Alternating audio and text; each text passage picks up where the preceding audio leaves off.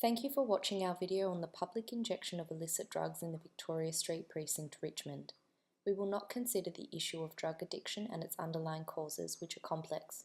Instead, this video explores how injecting drug use in the precinct is entangled in public space negotiations and how the right to the city is often predicated on one's position in society. The junction of Lennox, Nicholson and Victoria Streets has been identified as a drug hotspot by the community during recent public consultation.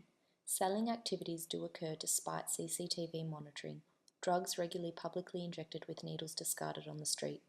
In 2016, there were 34 heroin-related overdose deaths in the area, amounting to 20% of the Victorian total. Why is this a controversial issue to consider, and how does this impact its resolution?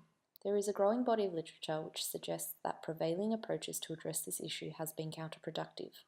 Furthermore, there are conflicting perspectives from traders, residents, public health practitioners, and politicians.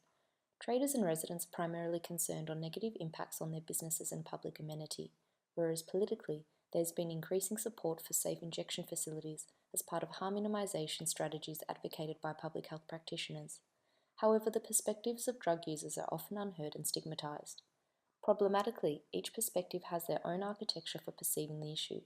For instance, while safe injection facilities appear to be a positive step forward, it has been argued that such facilities, while well-intentioned, may represent a new form of social control to exclude drug users to peripheral spaces, out of sight, to the benefit of those in relative power. This raises the question of whether this ensures justice for all. The public injection of illicit drugs on the Victoria Street precinct is an example of a multifaceted systemic issue manifesting spatially. It is underlined by intertwining problematics such as entrenched socioeconomic disadvantage, mental health, and drug stigma.